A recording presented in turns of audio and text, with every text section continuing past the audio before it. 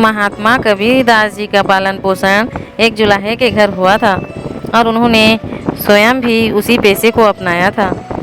एक बार की बात है, वे रुई पीज रहे थे। पास ही पीजी हुई रुई का ढेर लगा था।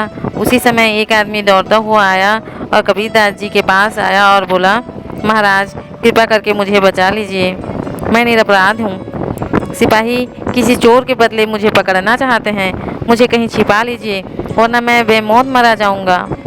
कबीर ने उसकी तरफ देखा और कहा, इस रुई के ढेर में छिप जाओ।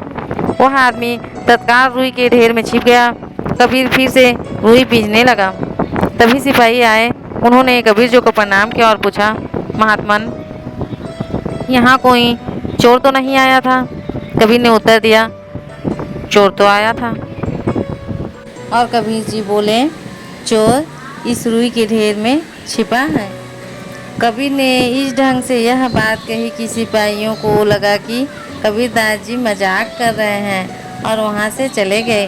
थोड़ी देर बाद रुई की ढेर में छिपा आदमी बाहर आया और कबीर द्वारा सिपाहियों को सच्ची बात बताने पर उन पर गुस्सा करने लगा। इस पर कबीर जी ने शांत भाव से कहा, भैया इतना नाराज क्यों होते हो?